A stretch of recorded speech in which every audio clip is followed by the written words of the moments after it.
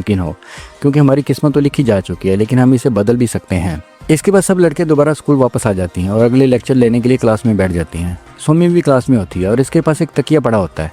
जैसे भी तकिया उठाने के लिए नीचे झुकती है, अचानक इसकी टीचर पूरी क्लास पर गोलियां चलाना शुरू कर देती है। जब सोमी तकिया उठाकर ऊपर देखती है तो पूरी क्लास की लड़कियां मर चुकी होती हैं और एक बार फिर वो सिर्फ इसलिए बच जाती है क्योंकि वो नीचे झुकी हुई थी, बिल्कुल वैसे ही जैसे वो बस में बची थी। टीचर इसके करीब आकर कहती है, तुम्हारा बचना मुमकिन नहीं, तुम्हारी मौत भी तय है। इसी बार दो लड़कियां आती हैं और सोमी को बचाकर वहाँ से भागने लगती हैं, लेकिन अचानक एक और टीचर आ जाती है और इन दोनों लड़कियों को मार देती हैं।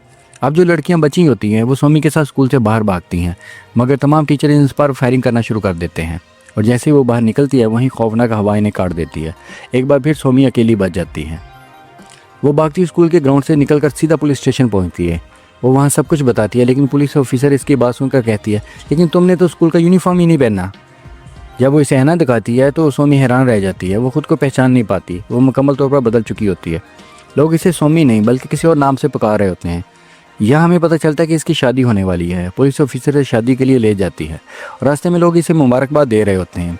जब वो चर्च पहुंचे तो इसकी बेस्ट फ्रेंड भी वहाँ मौजूद होती है। सोमी घबराकर इसे पूछती है, ये सब मेरे साथ क्या हो रहा है? इसकी दोस्त आहिस्ता से कहती है, अभी खामोश रहो, हम किसी के कंट्रोल में हैं, बस जैसा मैं कहूँ वैसा ही करो। ये कहकर वो इसे दुल्हन का लिबास पहनाती है। जैसे ही सोमी शादी के लिए आगे बढ़ती है वह मौजूद लड़कियाँ इसका मजाक उड़ाने लगती हैं। ये देखकर इसकी बेस्ट फ्रेंड गुस्से में आ जाती है और एक एक करके सबको मारना शुरू कर देती है। इसी तरह सोमी को अपने सामने एक ताबूत नजर आता है। जब वो इसे खोलती है तो इसमें से खौफनाक बड़ा सुअर निकलता है। वो डर कर एक टूटी बोतल से इस पर हमला कर देती है। इसके बाद वो और इसकी दोस्त चर्च से भाग निकलते हैं। बाहर गेट पर दो लड़कियां इन्हें रोकने की कोशिश करती हैं, लेकिन इसकी दोस्त इन्हें भी मार देती हैं। अब सोमी दूसरी तरफ भाग रही होती है क्योंकि इसे महसूस होने लगता है कि इसके साथ कुछ बहुत गलत हो रहा है। रास्ते में जब वो दोबारा आईने में खुद को देखती है तो वो एक बार फिर बदल चुकी होती है। तो अब वो एक रेस ट्रैक पर होती है। कुछ लड़कियां इसे कहती है, तुम तो बहुत अच्छी रनर हो, खड़ी क्यों हो, भागो। जैसे वो दौड़ना शुरू करती है तो खुद को बहुत ताकतवर महसूस करती है और रेस जीतने की पूरी कोशिश करती है। दौड़ते दौड़ते हुए इसे अपने वही दोस्त नजर आते हैं जो पहले स्कूल में मर चुके थे। तभी इसकी बेस्ट फ्रेंड भी वहाँ आ जाती है। वो दोनों देखती हैं कि वही सुअर और वो लड़कियाँ जो चर्च में थी इनकी तरफ बढ़ रही हैं। भागते कुछ लड़कियाँ सोमी से कहती हैं, इस दुनिया से बाहर निकल जाओ। आगे जाकर वो एक सुनसान और अंधेरी जगह पर पहुंचती है जहाँ कुछ लड़कियां स्कूल यूनिफॉर्म में खड़ी होती हैं। वो कहती हैं, हम सब मर चुके हैं और अब तुम्हें भी मार देंगे। इसी वक्त इसकी बेस्ट फ्रेंड आकर इन्हें मार देती है और सोमी को वहाँ से ले जाती हैं।